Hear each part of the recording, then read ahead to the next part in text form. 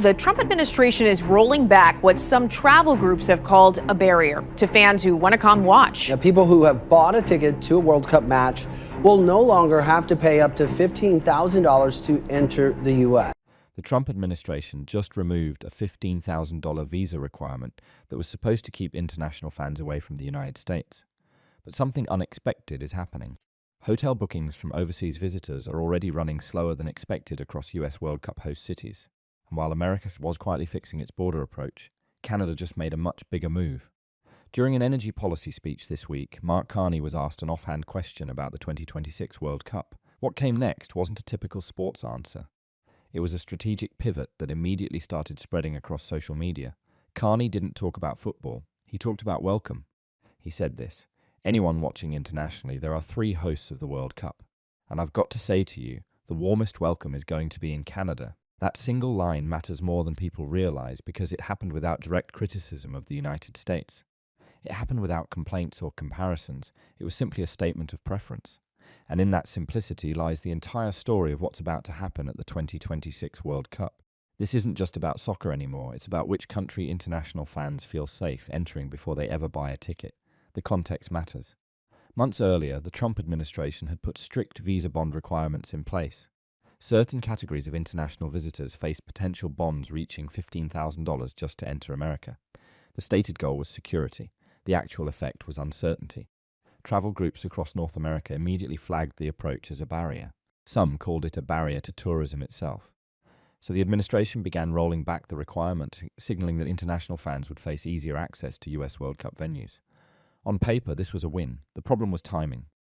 The damage to perception had already settled in. International travelers had already absorbed the message that America was making entry complicated. That message didn't disappear the moment a policy changed, and that's where the real competition begins. Because while the United States was solving a policy problem, Canada was solving a psychology problem. Carney understood something fundamental. Fans don't choose World Cup destinations based solely on ticket prices or stadium quality. They choose based on feeling. Where will I feel welcome? Will I face hassle? Will my family be safe? Will I encounter suspicion at the border? These questions matter more than many analysts realize. They matter especially when you're traveling internationally during a period of heightened border tension. So Carney's statement was strategic. It positioned Canada not as a co-host offering 1/3 of the tournament experience. It positioned Canada as the emotional face of the entire event, and he did it in about 15 seconds. What happened next revealed how seriously this matters. Tourism industry groups inside the United States began warning quietly that international booking confidence was already affected. Hotels across multiple US host cities reported slower than expected advance reservations from overseas guests. The numbers weren't catastrophic, they were concerning. Industry analysts pointed to immigration uncertainty as a key factor. They pointed to political tension making travelers hesitant. They pointed to the simple calculus that if you're flying internationally and you have a choice of 3 host countries, you might choose the one where you feel least likely to face complications. Then FIFA hotel room blocks began getting released back into the market. That's not the signal anyone expected before the biggest sporting event on Earth. Hotel blocks don't get released because demand is strong. They get released because organizers need flexibility, and that flexibility usually signals caution. Meanwhile, the broader picture became clearer. The Trump administration's earlier immigration policies had shaped how the world perceived American borders. Those policies hadn't changed overnight. Their perception echoes hadn't either. So even though visa requirements were being relaxed, international travelers were operating with older information. They were operating with older fears. They were booking accommodations and making travel plans based on headlines they'd read months before. That lag between policy change and perception change is critical. It's where competitions are won and lost, and Canada recognized the gap immediately. Consider what Canada was doing during this same period. Provincial governments were preparing venues. Tourism boards were positioning Vancouver, Toronto, and Montreal as world-class hosts. International media was being invited to facilities. And then Mark Carney, in his position as advisor and trusted economic voice, made one strategic statement. He didn't launch a tourism campaign. He didn't spend money on advertising. He simply positioned Canada as the country where international fans would feel comfortable. He made it about welcome rather than logistics. He made it about emotion rather than infrastructure. That's a completely different kind of competition. The implications are significant.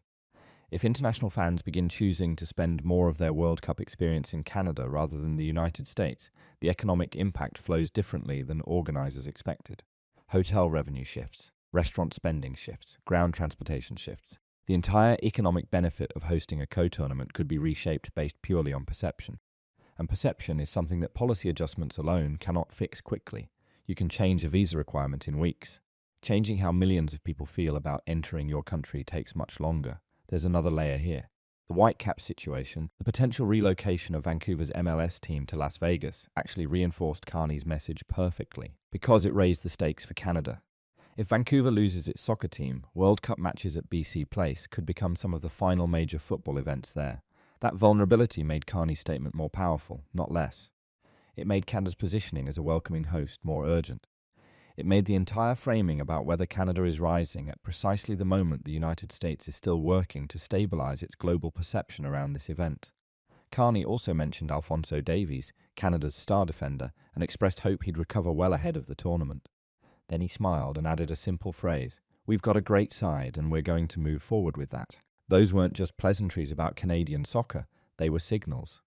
They were signals that Canada was confident, that Canada had a team worth watching, that Canada belonged at the centre of this conversation, not at the margins. And those signals matter when you're competing for international fan attention and spending. The real question now is what happens next.